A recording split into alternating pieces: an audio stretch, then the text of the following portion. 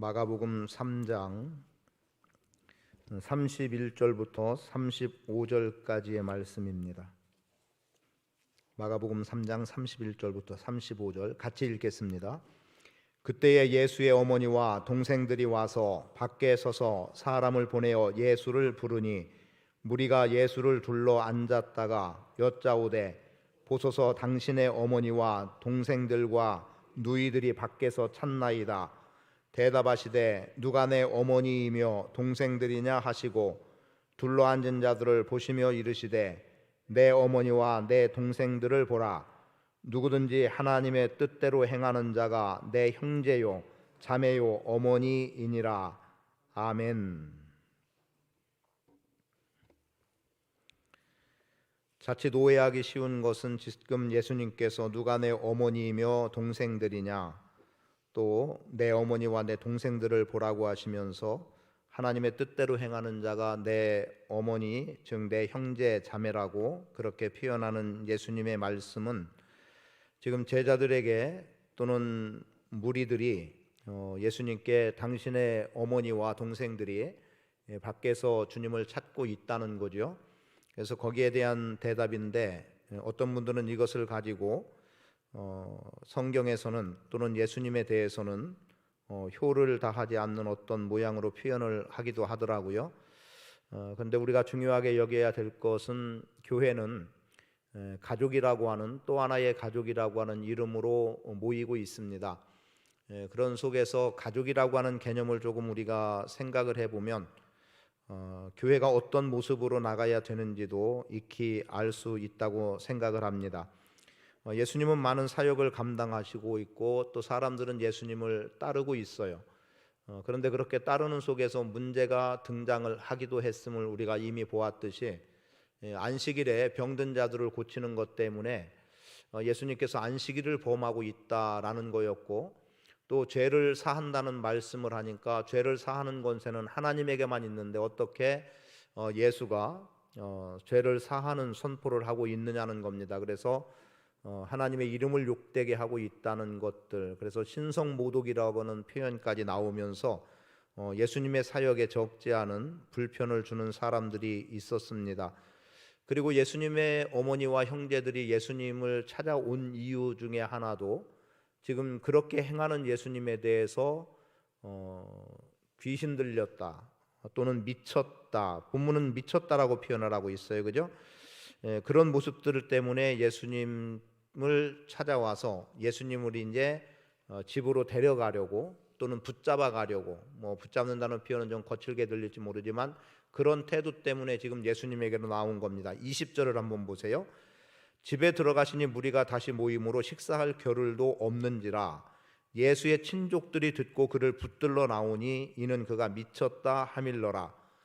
지금 가족들이 예수님에 대해서 미쳤다라고 말했다기보다는 예수님의 친척들이 듣기에 예수님이 미쳤다는 소리가 들려진 거죠. 그러니까 내 자식이 미쳤다, 내 친척 중에 누가 미쳤다, 그러면 그게 좋을 리가 없습니다. 그러니까 빨리 예수님을 데려오려고 하는 거죠. 미쳤다는 소리가 들리는 그곳에서 예수님을 빼내서 조롱거리가 되어지고 비방이 되어지고 하는 자리에 더 이상 서지 않도록, 우리도 마찬가지 아니겠습니까? 내 가족 중에 누군가 하나가 말씀 그대로 표현해서 미쳤다라고 한다면 그거 좋게 받아들일 형제 자매가 어디 있고 부모가 어디 있겠습니까? 또 자식이 어디 있겠고, 어찌 보면 참 가슴 아프고 답답한 일이죠. 미쳤어도 미쳤다고 하지 않는 게 되게 가족들의 심정들이죠. 그런데 주위 사람들이 예수님에 대해서 그렇게 미쳤다라고 말하니까 친척들이 예수님을 붙들기 위해서 왔다는 겁니다.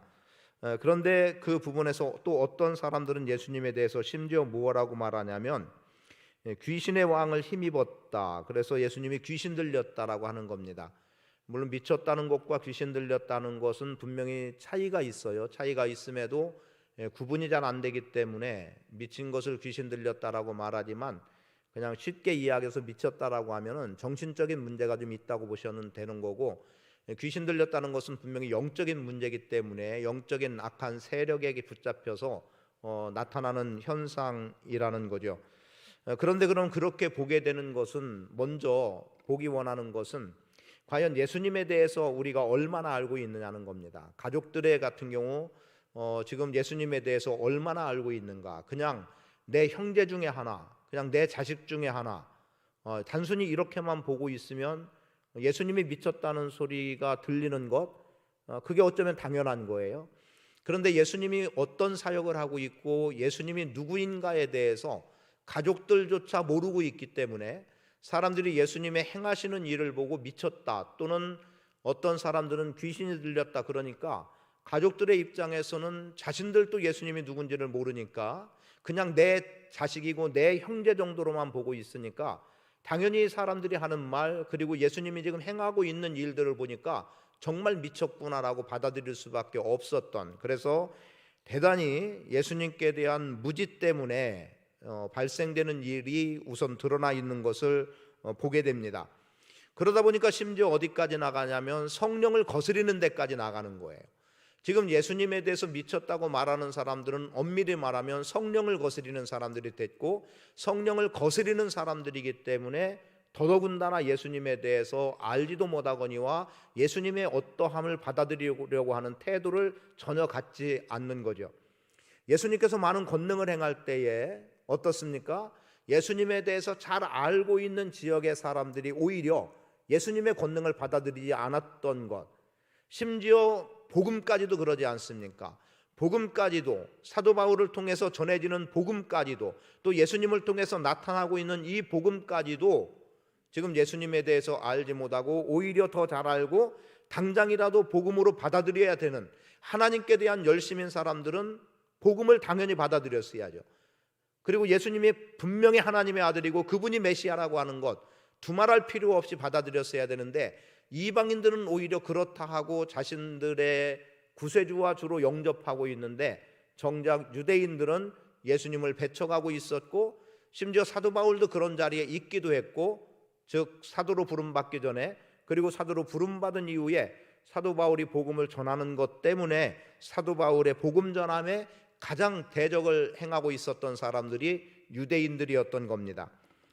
그러니까 오늘 우리는 예수님이 누구인가에 대해서 분명하게 알 때 비로소 예수님께서 누가 내 가족이냐 라고 묻는 이런 질문이라고 한다면 거기에 답할 수가 있는 거죠. 그래서 말씀드리기는 먼저 이런 말씀을 먼저 드리고 싶어요. 우리가 가족이라고 하는 개념 속에서 갖게 되는 것은 첫 번째는 아마도 함께라는 말이 어울릴 겁니다. 가족은 함께입니다. 우리라는 표현 속에 다 들어갈 수도 있지만 가족이 함께라는 것은, 가족은 누군가가 잘되면 잘된 것에 기쁨으로 함께하고, 또는 아픔이 있으면 아픈 것에 함께하고, 가장 공감해 줄 수 있고 가장 알아줄 수 있는 영역의 사람이 가족입니다. 제가 여러분을 잘 안다 하고 여러분에 대해서 기도를 한다 해도 당사자보다는 아마 못할 거라는 생각을 솔직히 하거든요. 그리고 내가 그만큼의 심정으로, 내가 그 부모가 어떤 자식에 대해서 고통해하는 그만큼을 가지고 내가 그 심정으로 기도하고 있고 그 마음으로 다가가고 있을까라고 하는 질문을 저 스스로에게 할 때가 참 많습니다. 그렇게 본다면 가족이라고 하는 구성원 같이 함께라고 하는 그 의미 속에 말 그대로 그것은 하나라고 하는 의미를 담고 있는 것을 보게 됩니다. 그래서 누가 가족인가라고 하는 이 질문 속에서 교회 공동체로 생각해 볼 때 우리는 성도 간에 서로 하나됨이라고 하는 함께하는 관계라고 하는 것에서부터 가족에 대한 의미를 되새겨 볼 수 있는 기회가 되기를 바라고, 동시에 똑같은 의미가 되겠다고 싶습니다만 책임이라고 하는 생각을 한 번쯤 더 해보면 좋겠습니다. 그 책임은 뭡니까? 예를 들어서 자식이 뭘 잘못하면 부모가 책임을 져주는 일이 있기도 하고, 또 형제 중에 누군가가 잘못됐을 때 내가 대신해서 그 잘못한 것에 대한 보상 내지는 어떤 처분을 하는 것들을 생각해 본다면 가족은 마땅히 책임을 져주는 구성원이 되는 거죠. 그렇게 본다면 교회 구성원도 마찬가지로 누군가에 대해서, 또 성도들에 대해서 마땅한 책임을 다해 주는 것은, 그것을 갖다 일컬어서 우리는 교회라고 말할 수 있습니다. 지금 예수님께서 교회라고 말씀하고 있지 않지만 분명하게 선언해 놓고 있는 내용은 뭡니까? 예수님의 가족들이 예수님을 찾아왔다는 것에 어머니와 동생들이 찾아왔습니다. 그런데 예수님은 누가 내 어머니며 누가 내 형제라고 말했던 이 내용들을 본다면, 그리고 누군가가 분명히 예수님의 어머니가 되고 형제가 되고 자매가 되는 속에 뭐라고 말해요? 하나님의 뜻대로 행하는 자, 이렇게 본다면 결국 그것은 교회인 겁니다. 예수 그리스도를 믿는 믿음 안에 있다는 사람들, 그리고 구원의 확신과 감격으로 살아가는 사람들, 그리고 그들을 불러서 교회로 만들어준 교회가 예수님에게는 가족이었던 거고, 그래서 교회를 일컬어서 내 어머니다, 내 형제다, 자매다라고 예수님은 말할 수 있었던 겁니다. 그래서 지금 오늘 우리가 교회 안에서 갖게 되는 생각들은 책임이라고 하는 가족에 대한 돌봄의 생각들을 분명히 해야 될 것이고, 그래서 성경에서도 이미 우리가 말씀을 보았던 것 가운데는 과부라는 개념이 있었어요. 참된 과부에 대해서 가족 구성원이 있으면 가족이 돌봐야 된다. 그것이 안 됐을 때 교회가 거기에 대한 책임을 하도록 하라고 말했죠. 그런데 그 가운데 형제 자매가 있고 자식이 있으면서 부모나 또는 형제들에 대해서 마땅히 책임을 주지 않는 것은 악하다라고까지 표현하고 있습니다. 악한 행실로 말했다는 거죠. 그럼 우리 믿음의 사람들은 그런 측면에서라도 교회에 대해서 분명히 가족이라는 인식을 하고, 교회에 대한 서로에 대한 돌봄과 책임, 그리고 함께라고 하는 의식을 가지고 살아갈 수 있기를 바랍니다. 아무것도 알지 못해서 미쳤다는 소문을 듣고 예수를 붙잡기 위해서 찾아온 친척들, 그런 무지함이 우리 안에는 없어야 될 거예요. 우리는 예수님이 누구신지에 대해서, 누구인지에 대해서 분명히 인식하는 속에서 그분의 어떻게 행함이 미침으로 보지 않아야 되고, 그분의 행하심이 온전함으로 우리는 볼 수 있어야 되고, 그리고 교회 공동체 안에서 누누이 하는 표현이지만 서로 달라도 그 다름을 인정해야 되는데, 누구의 어떤 행위가 나와 다르다고 해서 그가 잘못되고 그가 미친 게 아닌 거예요. 그런데 우리는 나와 다르다고 해서 그가 미쳤고 그가 잘못됐고 이렇게 판단해 버린다면 교회를 가정이라고 혹은 가족이라고 말할 수는 없을 겁니다. 그래서 일반적인 우리 사회 속에서 가족이라고 하는 구성원의 함께 또는 책임, 돌봄, 이런 것들을 생각하면서 먼저 교회에 대해서 우리는 마땅히 함께하는 자, 또 책임을 져야 할 자, 그리고 돌보고 나가야 될 그러한 대상으로 바라본다면, 교회는 충분히 혈육으로 맺어진 관계는 아니라 하더라도 혈육 이상의 관계들을 맺어나갈 수 있다고 생각을 합니다. 제가 아는 목사님 중에 한 분은, 그냥 저도 그 목사님의 친구분을 통해서 들었기 때문에 그 사실이 어디까지 미치는지는 모르겠습니다만 그런 얘기를 들은 적이 있어요. 뭐였냐면, 이 목사님이 그 서울에서 목회를 해 나가는데, 그런데 그때 당시만 해도 이미 은퇴하신 분입니다. 당시만 해도 성도들의 삶이 참 어려웠다는 거죠. 그리고 시장에서 장사하는 분들이 많았던 겁니다.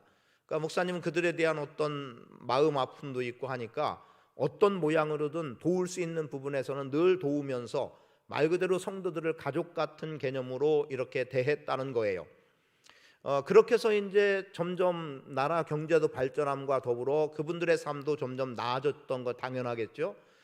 그리고 이제 교회는 점점 성도들이 많아지고 또 교회의 재정 상태도 많아지고, 왜냐하면 그 성도들이 시장에서 이렇게 좌판 놓고 장사하던 그분들이 자기 가게를 다 하나씩 가질 만큼 됐으니까 참 넉넉한 상황이 됐겠죠.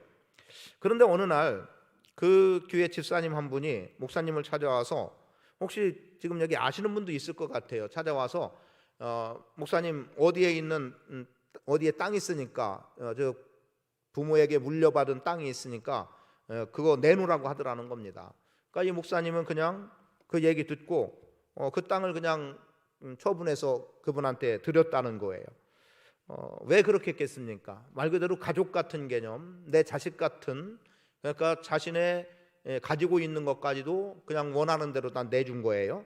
그런데 얼마의 세월이 지난 후에 표현은 그랬어요. 돈다발을 들고 왔더라는 거예요. 돈다발을 들고, 돈으로 들고 왔는지 통장 하나 들고 왔는지 모르지만 표현상 그래, 돈다발을 들고. 그래서 이거 목사님 거라고 드리더라는 겁니다. 이게 뭐냐 그랬더니, 그때 내가 목사님한테 그 부모님께 물려받은 땅 내게 달라고 했고, 이걸 가지고 투자를 해서 지금 이만큼의 재산으로 형성을 해서 가져온 거예요. 그 목사님 그냥 시골에 땅 가지고 있어봐야 그거 얼마 되느냐는 거죠. 근데 그걸 정리해서 어딘가에 투자를 해서 목사님이 그냥 여전히 땅덩어리로만, 쓸모없는 땅으로만 남아있을 정도를 지금 엄청난 돈으로 만들어서 가져왔던 거죠. 그래서 이 목사님이 이제 경제적으로 굉장히 부유한 삶을 살아갈 수 있는 계기가 됐다. 그리고 은퇴한 후에도 퓨현상 그랬어요. 한강이 내려다 보이는 한강 뷰, 요즘 젊은 애들 표현으로 이제 어디가 보이는 뷰가 좋아야 되는 거죠. 그런 곳에서 지금 살고 계신다라고 하는 이야기를 들은 적이 있습니다. 자, 믿지 못하고, 물론 그분이 이거 목사님 내가 투자해서 일만큼 벌어다 드리겠습니다라고 한 건 아니에요. 그러나 다 내 새끼같이, 내 자식같이 그렇게 여기고, 그런데 옛날에는 어쩌면 그런 끈끈함이 있었던 것 같습니다. 그런 목사가 나이가 나보다 더 많고 적고 이런 여부가 아니었어요. 그냥 목회자라고 하는 거기에 대해서 모든 성도들은 다 존중했고 또 존경했고 그렇게 따르고 했던 모습들이 있었기 때문이었겠지요. 그러니까 또 목사님도 그냥 달라니까 어떤 조건도 없고 왜냐고 묻지도 않고 그냥 미련아리만큼 줘버렸고, 지금 이런 관계가 가능할까요?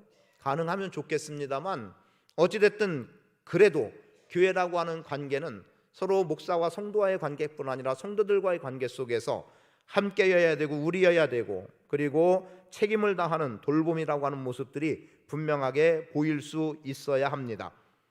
자, 이런 속에서 본문으로 옵니다. 31절.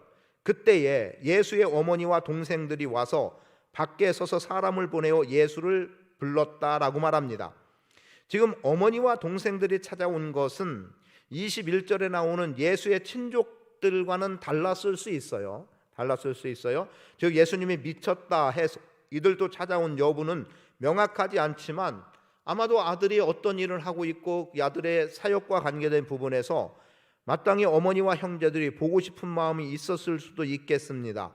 그렇게 예수님을 찾아왔는데 무리는 이미 예수님을 둘러 앉아 있었고, 그때 예수님께서 누가 내 어머니고 형제 동생들이냐라고 33절에 대답하고 있는 내용을 보게 됩니다. 그러면 이렇게 물음되어지는 곳에서 누구든지 하나님의 뜻대로 행하는 자가 내 형제요 자매요 내 어머니라고 말씀하는 가족 구성원을 단적으로 말합니다. 하나님의 뜻대로 행하는 자가 내 형제요 자매요 어머니라고 하는 내용 속에는 예수님을 하나님의 아들이라고 인정하는 사람들인 거예요. 그러니까 예수님이 새로운 가족 구성원을 지금 말씀하고 있는 것은 혈연으로 맺어진 관계에서 어머니요 형제요 자매라고 말씀하는 것이 아니라 새로운 가족 구성원을 뭘로 기준하고 있냐면 예수님을 하나님의 아들이라고 부르는 자들을 가족 구성원으로 예수님은 받아들이고 있는 거죠. 예수님이 하나님의 아들로 이 땅에 오셨잖아요. 하나님의 아들로 이 땅에 오신 예수님을 하나님의 아들로 고백되어지지 않는데 어찌 그를 형제요 자매라고 말할 수 있겠느냐는 거죠. 그래서 예수님을 하나님의 아들로 인정하고 예수님을 하나님의 아들로 믿는 자, 그가 바로 예수님의 가족이 되는 겁니다. 그럼 여러분은 예수님이 여러분의 가족입니까? 여러분은 예수님께서 하나님의 아들 되심을 인정하죠? 그 부분을 믿고 있죠? 그러면 여러분이 예수님의 가족인 거예요. 교회가 주는 그리스도시요 살아계신 하나님의 아들이라고 이렇게 고백하는 이 고백 속에서 주님의 몸된 교회가 세워졌다고 하면 우리 교회는 예수님의 가족이 되는 겁니다. 그래서 여기서 질문, 나에게 예수님은 누구인가를 우리는 분명히 할 수 있어야 됩니다. 그 속에서 예수님이 하나님의 아들이라고 내가 분명하게 고백되고 믿어진다면 그것은 곧 내가 예수님의 형제요 자매의 자리에 들어갈 수 있는 게 되는 거고요. 그래서 성경을 통해서 표현된 내용을 가지고 여러 번 말씀드린 그대로 예수 그리스도의 피값으로 사심받은 여러분이 예수님의 가족이 되는 겁니다. 이 사실이 오늘 우리 안에 새로운 주님과의 관계에서 가족으로 형성해 나가는 거고, 그 속에서 오늘 우리는 하나님의 영광을 드러내놓을 수 있습니다. 그러면 하나님의 아들이라고 말하는 게 과연 쉬우냐? 그렇지 않은 거예요. 갈라디아서 4장 6절에 보면 아들의 영을 우리 마음에 부어주어서 우리로 하여금 하나님을 아버지라 부르게 했다는 거예요. 즉 여러분에게 예수의 영이, 성령이 여러분 안에 들어가서 성령이 여러분들로 하여금 하나님을 아버지라고 부르게 한다는 거죠. 그러니까 내가 부름이 아니라 성령이 부른다는. 그러면은 누가 가족인가에 대해서, 누가 예수님의 가족인가에 대해서 두 번째로 표현할 수 있는 것은 성령의 사람이 결국은 예수님의 가족이라는 것을 알 수 있습니다. 하나님의 아들이라고 고백하게 하는 것도 성령이시고, 그 성령을 통해서 하나님의 아들로 고백하는 우리가 가족. 그래서 성령의 사람, 하나님의 아들로 고백하는 사람, 그래서 성령 안에서 하나 된 자가 가족이 되는 겁니다. 그래서 교회는 서로 각각의 사람, 다름의 사람들임에도 불구하고 그래서 교회를 또 하나의 가족이라고 우리가 말하는 이유이죠. 여러분, 성령 안에서 거듭난 사람들 아닙니까? 성령 안에서 우리가 하나됨으로 살아가지 않습니까? 그러하기 때문에 우리는 가족으로서, 가족 구성원으로서 삶을 살아갈 수 있습니다. 그리고 지금 말씀하는 대로 누구든지 하나님의 뜻대로 행하는 자가 내 형제요 자매요 어머니라고 말씀하는 속에서 하나님의 뜻을 행하는 자가 가족임을 알아야 합니다. 그래서 하나님의 뜻을 행한다, 하나님의 뜻대로 행한다, 하나님 안에서 믿음의 행보를 걸어가는 것, 예수님께서 말씀하신 가운데 이런 내용이 있습니다. 예수님은 나의 양식에 대해서 말씀할 때, 나의 양식은 너희가 알지 못하는 어떤 것을 말할 때 아버지의 일을 행함, 하나님의 일, 하나님의 뜻을 이루는 것을 양식이라고 말씀했어요. 그 중에 가장 그 말씀이 나온 배경 자체는 그거였죠. 지금 수가성에서 한 여인과 이야기를 나누는 거죠. 뭐 예배의 문제까지도 이야기돼요. 그렇게 시간이 흘러감 속에서 예수님은 그때 배고픔을 잊었던 거죠. 제자들은 먹을 것을 준비하러 마을로 내려갔고, 그리고 그들이 먹을 것을 준비해서 왔을 때 그때 예수님은 이미 배고픔을 잊으신 거예요. 배고픔을 지나간 거예요. 아니, 오히려 배불렀던 거예요. 왜요? 주님의 일을 그 여인과 이야기하고 있었던 거죠. 주님의 일을 행하고 있었던 겁니다. 하나님의 뜻을 행함. 그래서 예수님은 그 한 끼를 먹지 않아서 시장했던 그 상황 속에서도 나는 너희가 알지 못하는 양식을 먹었다라고 말씀하셨던 겁니다. 그리고 예수님께서 나의 영광의 때를 언제라고 말씀합니까? 십자가에서 죽게 되는 그때, 죽음의 때를. 그래서 한 알의 밀이 땅에 떨어져 죽지 아니하면 한 알 그대로 있고 죽으면 많은 열매를 맺는다고 말씀했던 그때 한 알의 밀이 되어 죽어짐, 그것을 영광의 때라고 말했어요. 왜요? 죽으면 많은 열매를 맺기 때문에, 죽어야 구원의 역사가 우리 가운데 주어지기 때문에, 죽는 것이 하나님의 뜻이기 때문에 하나님의 뜻을 행함, 죽어야만 마땅한 그 길을 예수님은 걸어가면서, 그래서 비록 육체의 죽음이라고 하는 고통, 피하고 싶은 쓴자님에도 불구하고 예수님께서는 그 죽음의 때를 영광의 때라고 말씀하셨던 겁니다. 그래서 오늘 이 말씀 속에서 우리가 간단하게나마 갖고 나가기 원하는 것은, 교회는 또 하나의 가족이다. 그래서 성도와 성도는 형제 자매라는 인식을 분명히 할 수 있기를 바라고, 그 속에서 우리 서로에 대한 책임, 그리고 우리의 함께함이라고 하는 하나됨 속에서 나가기를 원하는데, 무엇보다 우리는 하나님의 아들로서 예수를 고백하는 속에서 가족이 되기를 바라고, 성령 안에서 행함으로 인해서 가족으로서의 구성원의 일을 감당해 나가기 바라고, 하나님의 뜻이 무엇인지를 분별하면서 하나님의 뜻을 성취해 나가는 속에서 우리가 가족이라고 말하며 또 실제 그렇게 가족으로 살아갈 수 있기를 원합니다. 이 말씀으로 말씀을 마치겠습니다. 여러분, 주님의 일에 여러분들이 가족들에게 하지 못하고 혹은 하지 않으면서도 주의 일에 헌신해 오지 않았습니까? 그 일들이 사실 많죠. 지금 여기에 계신 대부분의 성도님들은, 장로님, 권사님들을 포함한 대개의 성도님들은, 아니 그냥 그렇게 선을 그려볼게요. 그렇지 못한 사람 서운하게 생각하지 마시고, 그럴 의도를 갖고 한 게 아니니까 저보다 나이가 더 많은 분들로 이렇게 한번 이 시간만큼이라도 지칭해 보겠습니다. 그분들이 우리 교회가 여기까지 오게 하는 일에 사실은 가족 돌봄보다 더한 돌봄으로 교회를 섬겨오지 않았습니까? 그 부정할 만한 사람 있을까요? 저는 없다고 봐요. 실제로 내 자식들에게 먹일 것, 입힐 것 먹이지 입히지 못하면서 주님의 몸된 교회를 위해서 헌신하며 또 자신이 그렇게 못하면서 지금 감철만 되면 매년 이맘때쯤만 되면 홍시를 먹을 때면 꼭 생각나는 분이 한 분이 있어요. 윤창복이라고 하는 집사님이셨어요. 이분이 한민시장 앞에서 2,000원, 3,000원이면 사 먹을 수 있는 홍시, 그게 먹고 싶은데 이것을 내가 안 먹으면 교회 헌금할 수 있는데, 이 생각 때문에 2,000원, 3,000원 되는 그 서너 개 너댓 개 들은 그 홍시를 사서 드시지 않고 그걸 교회에 헌금했던 분이 있어요. 그 소리를 들었을 때, 감 먹을 때 그분의 생각이 안 나겠습니까? 물론 지금은 고인이 되셨습니다만 그분은 그렇게 교회를 섬겼어요. 여기 장로님들 그렇게 섬겨오지 않으셨습니까? 그 섬김이 이미 있었던 것 아닙니까? 여기 권사님들 노년에 계셨다라고, 노년이라고 표현되는 분들은 사실은 다 그렇게 교회를 가정보다, 내 가족 식구들보다 더한 모습으로 섬기고 책임을 다해오고 그렇게 오셨습니다. 그럼 젊은 세대, 사실은 그걸 본받아야 돼요. 조금 전에 점심 식사 후에 한 청년과 이야기를 나누는 가운데 제가 기쁘다고 표현해야 될지 어떻게 표현하기 어려운 말 하나를 들었어요. 그 내용은 간단해요. 이런 주님의 일을 감당해 나감 속에 있어서 어떤 대가가 바래진다면 그럼 모든 성도에게 그렇게 해야 된다는, 그러니까 그래야 하면 안 된다는 의미죠. 그럴 수 없다는 거죠. 그리고 내가 어떤 자리에서 어떤 일을 하고 어떻게 주님을 섬기든 사실은 내가 어떤 특정한 직책, 직분 이게 없어도 그렇게 섬겨야 되는 거라는 거예요.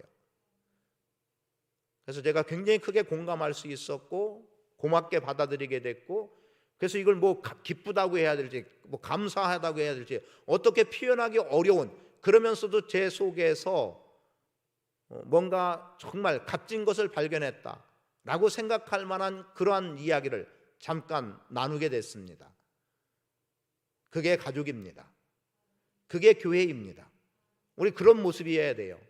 내가 그냥 순수함으로 섬겨 나가는 것, 내가 이 일을 했으니까 이 대가가 아니라 그냥 주님의 몸된 교회가 가족이기 때문에 그래서 그저 섬겨야 되고 그저 행해야 되고 그래서 봉사해야 되고 그래서 책임을 다해야 되는 그 모습, 오늘 누가 가족인가를 다시 한번 돌아보는 계기가 있기를 바라고, 우리 함께하고 있는 옆에 분이 내 형제요, 내 자매다, 또는 내 어머니다, 내 자식이다, 이런 관계로 교회가 아름다운 새로운 가족 공동체를 이루어 나갈 수 있게 되기를 축복합니다.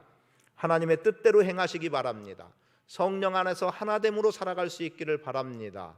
하나님의 아들을 고백하며 살아가는 삶이 우리 모두에게 있음으로 인해서 함께 책임, 돌봄, 이러한 내용들을 담아두고 믿음 안에서 서로가 서로를 격려하고 위로하고 그렇게 가족 구성원으로 주님의 몸된 교회를 세워나가고 책임을 다하는 복된 인생 되시기를 축복합니다.